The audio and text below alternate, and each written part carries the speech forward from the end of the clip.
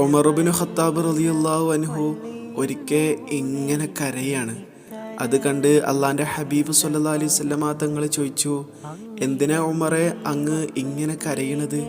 ആ സമയത്ത് ഉമർ റളിയല്ലാഹു അൻഹു പറയുന്നുണ്ടേ, നബിയെ, കിസ്റയും കൈസറും പട്ടുമെത്തയിൽ ഉറങ്ങുമ്പോൾ അങ്ങ് ഈന്തപ്പന കൊണ്ടുണ്ടാക്കിയ പായിലാണോ കിടക്കുന്നത്? ഈ ലോകം തന്നെ പടക്കാൻ ശരിക്കും കാരണം അള്ളാൻ്റെ ഹബീബല്ലേ. ആ ഹബീബ് ഇങ്ങനെ കിടക്കുന്നത്, ആ ഹബീബ് ഇങ്ങനെ ഉറങ്ങുന്നത് ഉമർ റളിയല്ലാഹു അൻഹുവിന് സഹിച്ചില്ല. ഇത് കേട്ട ഉമർ റളിയല്ലാഹു അൻഹുവിനോട് അള്ളാൻ്റെ ഹബീബ് സല്ലല്ലാഹു അലൈഹി വസല്ലമ തങ്ങൾ മറുപടിയായിട്ട് പറഞ്ഞത് എന്താ അറിയോ? ഉമറെ, അവർക്ക് ഇഹലോകമാണുള്ളത്, നമുക്ക് പരലോകം പോരെ. എന്താല്ലേ, എന്താവശ്യപ്പെട്ടാലും പടച്ച റബ്ബ് സ്പോട്ടിൽ കൊടുക്കും.